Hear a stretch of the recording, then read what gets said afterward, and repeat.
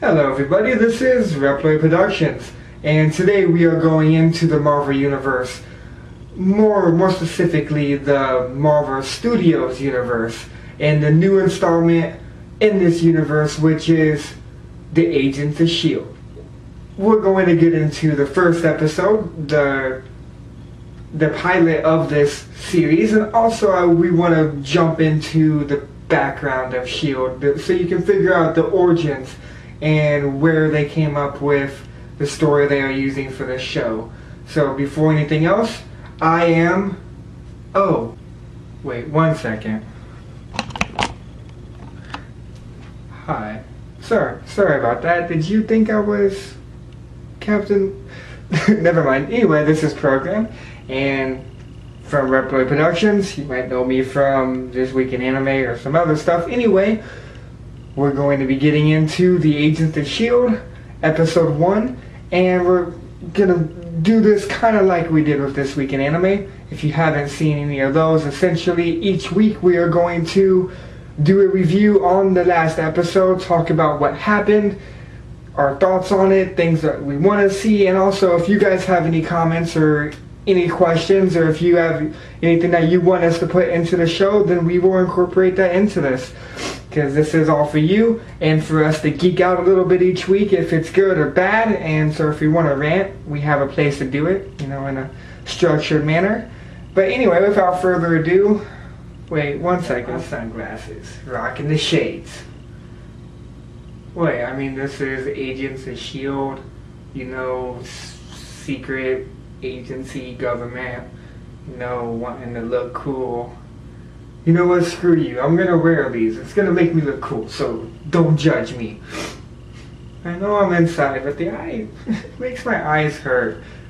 Anyway, so what we're gonna do today is talk about the episode itself, but before we get into that, I wanted to give a lowdown of S.H.I.E.L.D. itself, which would be from the Marvel Universe. But before we get into anything else, I want to set the record straight.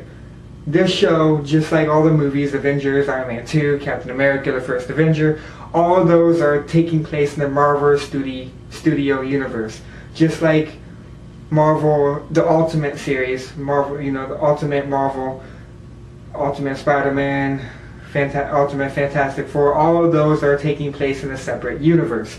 So it's where they're using the characters that you know and love, the ones that you grew up with, or if you're younger, the ones that your parents grew up with, and it's taking them and reinventing the series, giving them a new origin story, or just changing it a bit and starting from scratch. So that way you don't have to worry about trying to find things from the 1950s, 1970s in order to understand the linear story progression of your character. So it's a great idea. But with the Marvel Studios, they're doing the same thing, starting with some of the animated shows, but mostly the movies itself. And now this is the first live action TV show that is incorporating itself into this universe.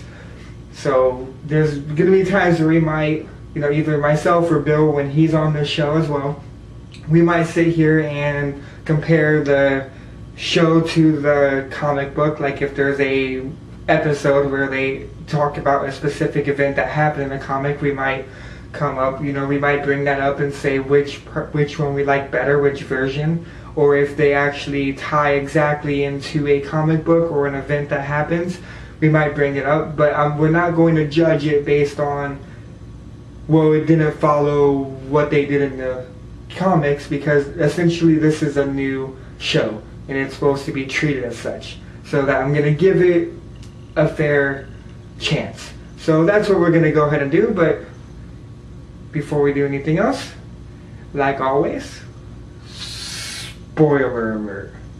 Because yes, this is essentially us reviewing the show. So before you watch any more of my beautiful face and these amazing shades, please watch the episode before you watch this. We're going to be trying to post these the day before they come out. The next episode comes out, so that way you can watch this, discuss with us a little bit, and get pumped up for the next episode. So watch the first episode before you watch this. So yeah, now that we got that out of the way, let's dive into the past. Well, S.H.I.E.L.D's first introduction into Marvel's comic universe was in the Strange Tales feature Nick Fury, Agent at S.H.I.E.L.D. The head of the organization was actually a slightly altered version of Colonel Fury, who became the Nick Fury that we know and love today. Nick Fury started in the World War II series Sergeant Fury and his Howling Commandos, so he made an appearance before S.H.I.E.L.D. was created. Most stories that featured S.H.I.E.L.D. were told in the Strange Tale comics up until 1988, when it got its own 6-issue mini-series called Nick Fury vs. S.H.I.E.L.D., which was then followed by a 47-issue long series that lasted until 1993. After that, they made the mini one-shots with different heroes, which brought us into the modern comic age. So now let's explain a little more about what S.H.I.E.L.D. is and why they were created in the comic book universe. S.H.I.E.L.D. stands for Supreme Headquarters International Espionage Law Enforcement Division, which is now changed by the movie universe to Strategic Homeland Intervention Enforcement and Logistics Division, which, quoting the show, it just seems like they were really wanting the name of the company to spell S.H.I.E.L.D. So S.H.I.E.L.D. was created by Nicholas Joseph Fury after the end of World War II, but Fury abandoned the idea and left a draft that he created for the agency locked away, and he felt that the government wouldn't approve the formation of something so ludicrous, essentially superheroes protecting the Earth with no training besides being a superhero. But at some unspecified point of time, a UN-based international group pretty much started the idea of S.H.I.E.L.D. without the knowledge, or without Fury knowing about it. And he was recruited to the executive director position, which marked the first time he was aware of S.H.I.E.L.D. being an actual legitimate organization. And he actually reports to a 12-member council whose identities that he doesn't even know, which you see in the Avenger movie. Interesting fact for you. Initially, S.H.I.E.L.D. was actually supposed to be depicted as being under the jurisdiction of the UN, but at first it was only depicted as being affiliated with the US. The reason for this is it seems like the writers were unaware of the agency's fictional history and said that they were affiliated with the US and not the UN, which is why the stories in the past in the comics acted the way they did. Which, for instance, in Astonishing X-Men 3, Nick Fury explains S.H.I.E.L.D's inaction during an incident of genocide by stating that it did not occur on American soil. But later in the comic book universe, they do switch to a UN-funded agency and not US. So one thing I wanted to mention is one of S.H.I.E.L.D's unique technical innovations was the LMD, which is Life Model Decoy. And it's an extremely lifelike android used to replace people in imminent danger of being killed. So in the wake of a unauthorized mission in Latveria, Fury had to resign as the executive director because of international warrants that were out for his arrest. And because of this, Maria Hill took his place. And then when the Superhuman Registration Act happened, there was a civil war that was created and an additional political and ethical dispute between S.H.I.E.L.D. and the superhuman community. And S.H.I.E.L.D. was tasked to lead the enforcement, and they employed the registered superheroes to work for them, meaning that they had to give up their secret identities in order to work for the government and be registered as superheroes, which is why the Civil War happened, since a lot of superheroes like Captain America didn't agree with the prospect. And then after all of this happened, Tony Stark later took over S.H.I.E.L.D. for just a small portion of time. And during that time, that's when the secret invasion happened, and the Skrulls essentially defeated S.H.I.E.L.D. by replacing most of their members, which led to S.H.I.E.L.D. being disbanded by the government. And from there, that's when Norman Osborn transformed S.H.I.E.L.D. into Hammer using the Thunderbolts initiative. And later, S.H.I.E.D. was reformed with Nick Fury in the Secret Warriors series. And that brings us to the Marvel Now events. So the reason why I gave you all this info was so you know the basic story progression of S.H.I.E.L.D.